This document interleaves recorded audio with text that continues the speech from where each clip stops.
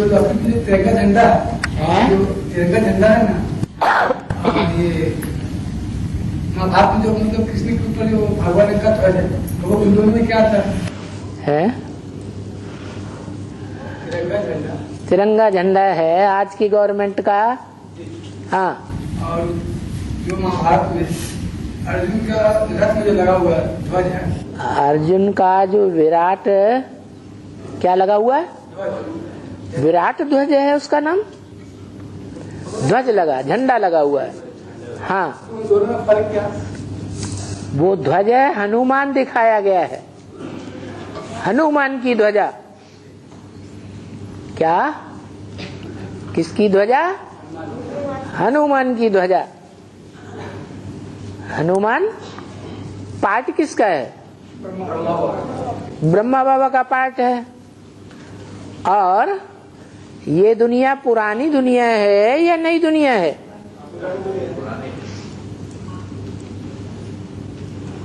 ब्रह्मा बाबा को या ब्रह्मा वाली आत्मा को नई दुनिया में अपना झंडा लहराना है या पुरानी दुनिया में झंडा लहराना है? नई दुनिया में झंडा लहराना है। और नई दुनिया में झंडा लहराने का काम करता कौन है प्रैक्टिकल में?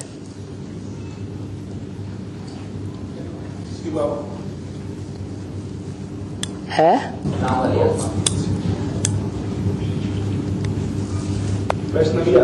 नई दुनिया में जो विजय का झंडा दिखाया गया है, वो विजय का झंडा किसके लिए ये झंडा लहराया गया?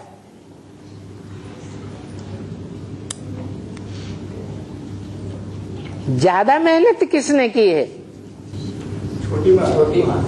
छोटी माँ ने ज्यादा मेहनत की है कहाँ अभी? है जी,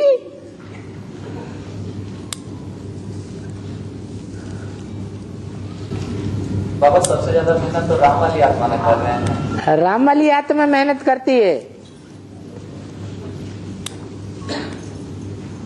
मेहनत तन से होती है, धन से होती है, या मन से होती है, या तीनों से होती है? तो तीनों शक्तियों के ऊपर है कौन काबिज है? कौन सी आत्मा काबिज है? किसका अधिकार है?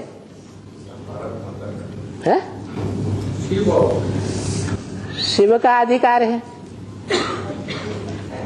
शिव का मुकर्रर रथ है, शिव का धनुष है। तो शरीर के द्वारा करण करावनहार कौन है? शिव बाबा। तन के द्वारा करण करावनहार भी वो है। और राम वाली आत्मा ने अपने जीवन में जो कुछ भी टंड पुजिया कमाया हुआ हो, उसे भी ईश्वरीय सेवा में सफल कराने के लिए करण करावनहार कौन है? शिव बाबा। और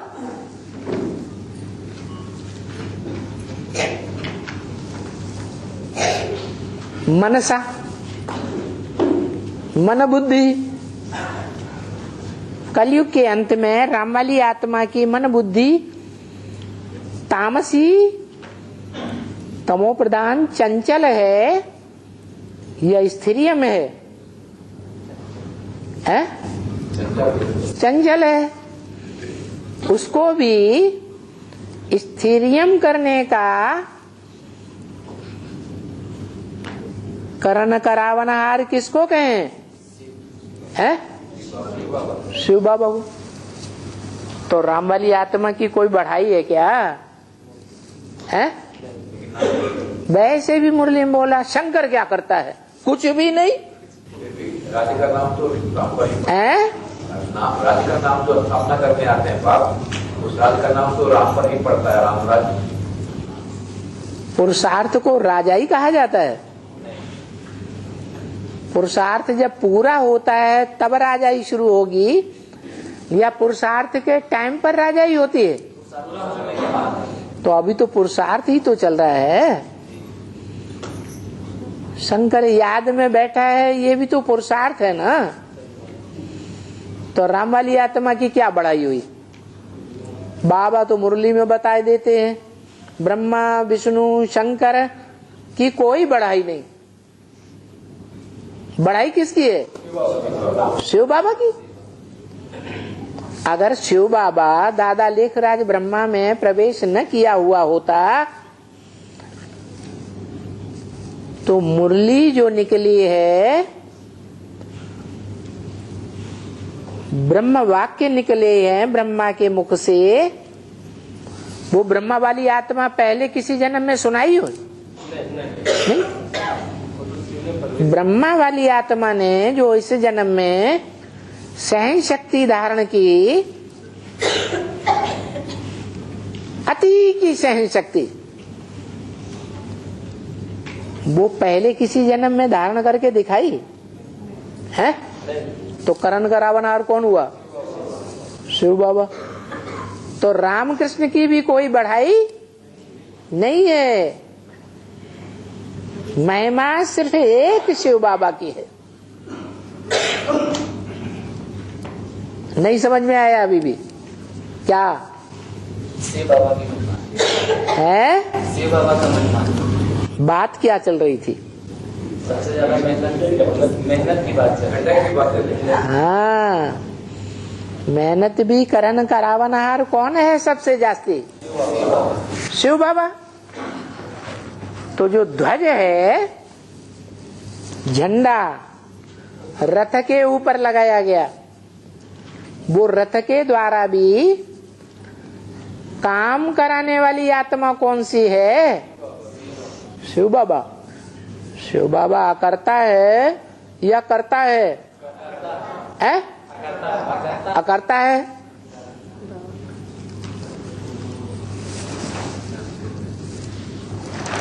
शिव बाबा अकर्ता है। तो राम वाली आत्मा के द्वारा जो युद्ध किया जा रहा है, असत्य से लड़ाई लड़ने का, उसमें राम वाली आत्मा विजयी हो रही है? नहीं आ रही है। मैदान में तो खड़ा है। मैदान में तो खड़ा है। कौन खड़ा है? राम वाली आत्मा खड़ा है, लेकिन रथ आगे बढ़ा है? अलफ तो है, लेकिन आगे नहीं बढ़ा। आगे बढ़े तब तो सतयुग में जाए। और ब्रह्मा वाली आत्मा आगे बढ़ी, उसको तो और पड़ा डंडा दिखाया जाता है, वो तो बिल्कुल ही पड़ा। तो ये दोनों आत्माएं जो अभी भी पुरुषार्थ में आगे नहीं बढ़ पा रही है, उसका कारण क्या है? पवित्रता नहीं,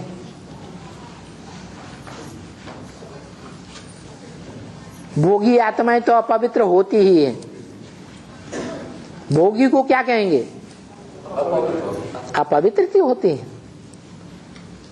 शिव है अभोक्ता, विष्णु संपन्न है तो अभोक्ता।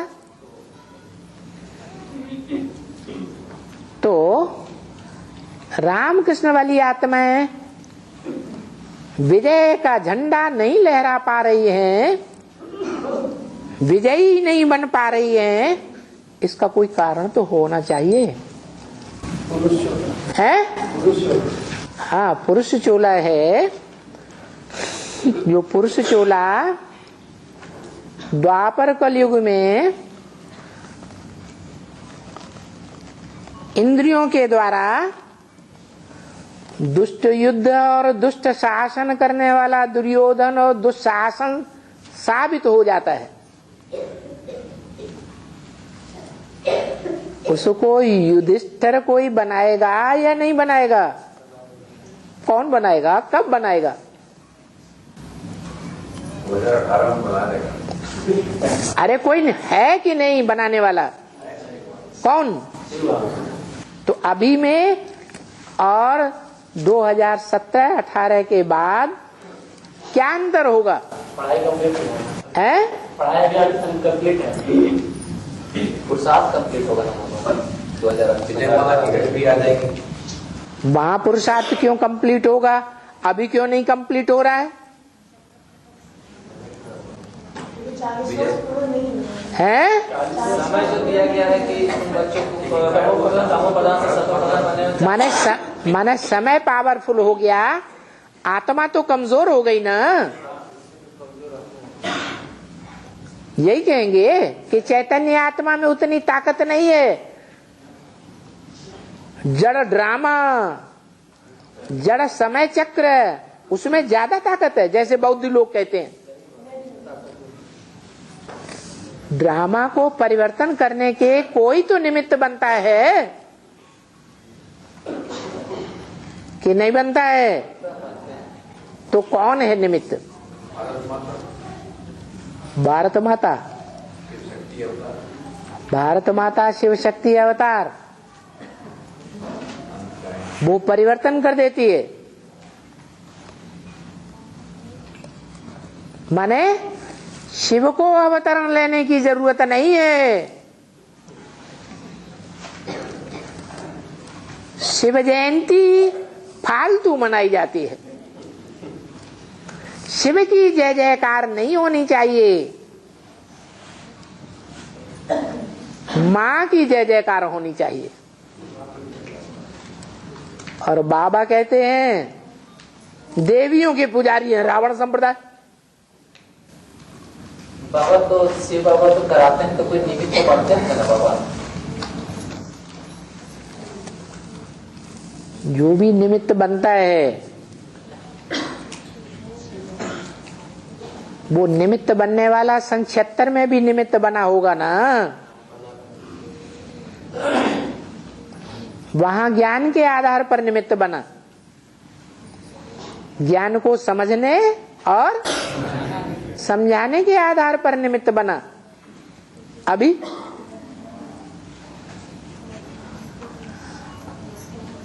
अभी ज्ञान को प्रैक्टिकल रूप में देना है या नहीं देना है? किसके द्वारा?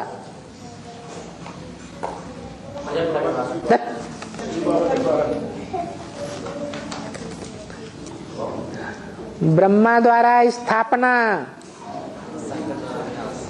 शंकर द्वारा विनाश और विष्णु द्वारा पालना। ब्रह्मा द्वारा कर्म करना सिखाया। क्या? कैसे कर्म करना है? कर्म में किसको फॉलो करना है? ब्रह्मा को फॉलो करना है। और विष्णु को किस बात में फॉलो करना है?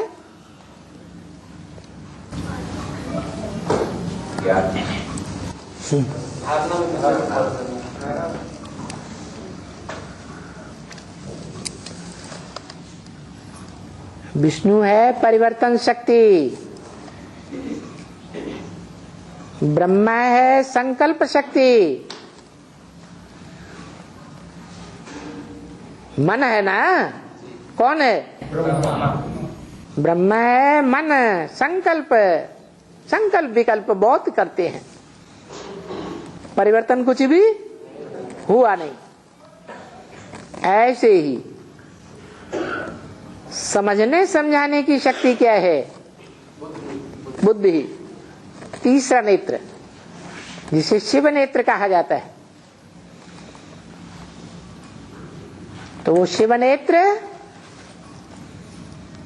शंकर को दिखाते हैं, तीसरा नेत्र। लेकिन न मन परिवर्तन कर सकता है, न बुद्धि से समझने और समझाने का काम। बहुत कुछ हुआ, परिवर्तन हुआ। परिवर्तन कैसे होना है? दोनों के मेल से होगा ना बाबा? नहीं, परिवर्तन होता है परिवर्तन शक्ति से, संस्कार शक्ति। मन ब्रह्मा, शंकर बुद्धि, समझने समझाने वाली शक्ति, और परिवर्तन शक्ति विष्णु। संस्कार, संस्कार शक्ति कौन है? विष्णु। संस्कार का मतलब ये है संग मन संपूर्ण, कार मन कार्य, संपूर्ण कार्य। जो संपूर्ण कार्य होगा वो पवित्रता का होगा या अपवित्रता का होगा? पवित्रता से ही संपूर्ण कार्य होता है। दुनिया के सारे कार्य पवित्रता की शक्ति से होते हैं। पवित्रता की शक्ति नहीं तो कोई कार्य संपन्न नहीं हो सकता। युद्धों में भी विजय नहीं प्राप्त कर सकते।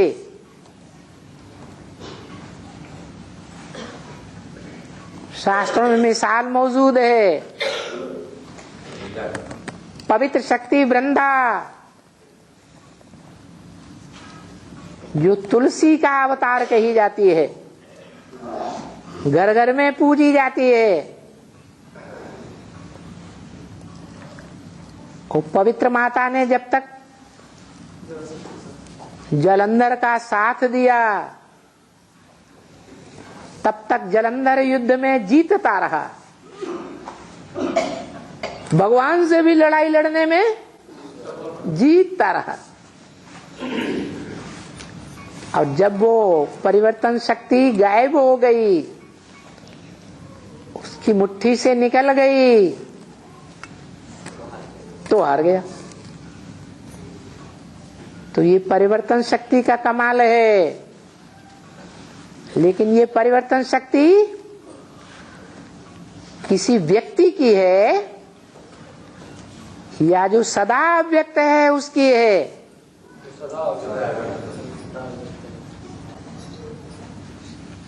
जैसे ब्रह्मा के अंदर सहन शक्ति का पार्ट, बजाने वाली शक्ति शिव बाप की, शंकर के अंदर समझने समझाने वाली शक्ति शिव बाप की। ऐसे ही संस्कार शक्ति जो है वो कोई देहधारी कन्या की बात नहीं है। किसकी बात है? शिव बाप की शक्ति है।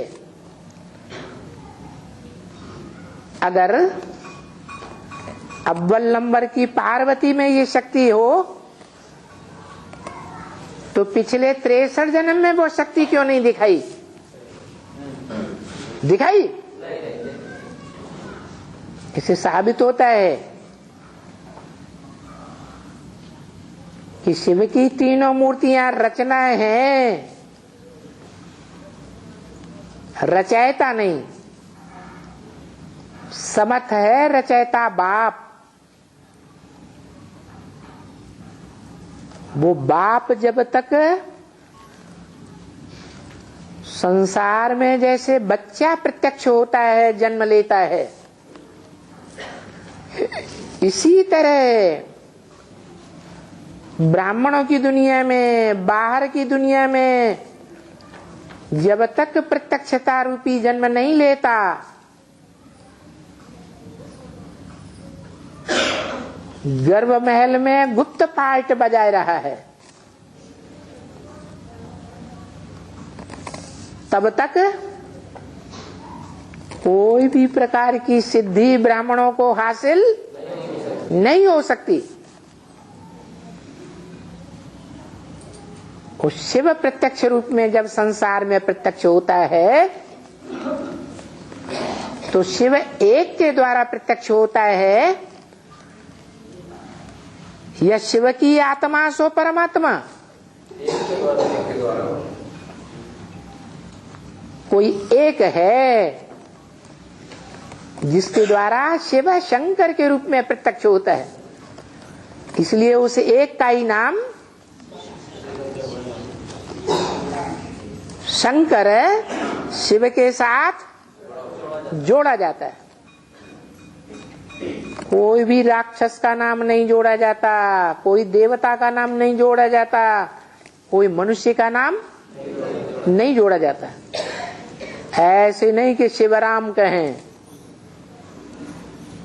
कहते हैं नहीं, क्या कहते हैं? शिव शंकर भोलेनाथ। तो अव्वल नंबर पुरुषार्थी है, उसमें भी याद का अव्वल नंबर पुरुषार्थी, क्योंकि याद में पास, सब सब्जेक्ट में पास, और याद में फेल तो सब सब्जेक्ट में फेल। तो अव्वल नंबर पुरुषार्थी को शिव बाप निमित्त बनाते हैं, और वो अव्वल नंबर पुरुषार्थी बाप का अव्वल नंबर बच्चा जो विश्व का मालिक पाने का अधिकारी है, वो प्रत्यक्ष होता है ड्रामा प्लान अनुसार,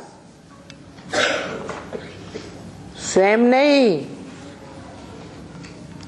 बाप की शक्ति से प्रत्यक्ष होता है।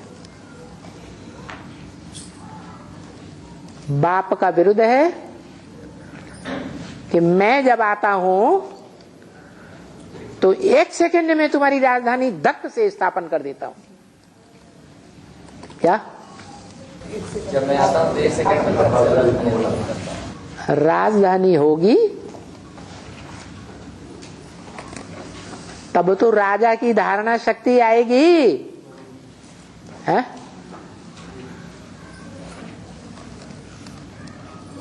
कोई राजा हो, 1 मिनट, राजा का राज्य है,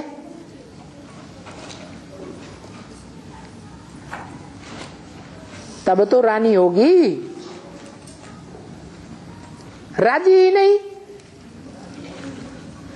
तो रानी होगी, है? नहीं।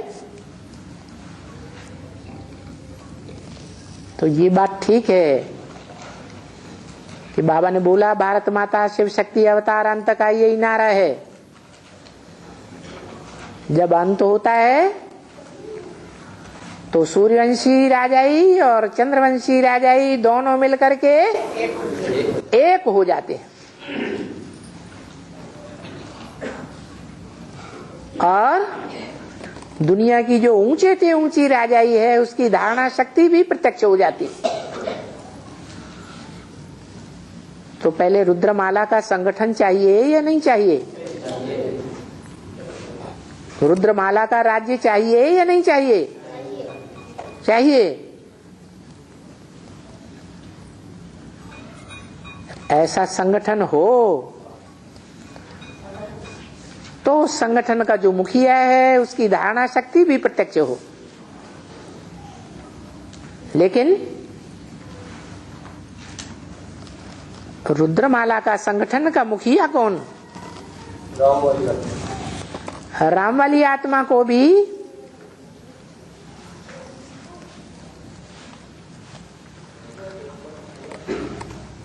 उस श्रेष्ठ पद पर बैठाने वाला कौन? शिव बाप। और शिव बाप का कहना है मैं अकेला जन्म नहीं लेता हूं, बाप के साथ बच्चे का भी जन्म गाया हुआ है। ऐसे नहीं शिव जयंती, वास्तव में शिव की जयंती भी निराकार की जयंती गाई जाती है या साकार की जयंती गाई जाती है? जयंती तो साकार की होती है ना, शिव तो निराकार है, उसकी जयंती कैसे होगी? तो कैसे होती है? जब साकार में शिव हाँ साकार में किसी मुकर्रर रथ के द्वारा संसार में जो गुप्त पार्ट बजाय रहा था वो प्रत्यक्ष पार्टधारी के रूप में जन्म लेता है। जैसे बच्चा पहले गर्भ में गुप्त होता है, बाद में प्रत्यक्षता रूपी जन्म लेता है। ऐसे ही वो प्रत्यक्षता जब होती है, शिव बाप का अवतरण होता है, सच्चा सच्चा, तब कहेंगे राजधानी स्थापन हुई। राजा की धारणा शक्ति स्थापित हुई।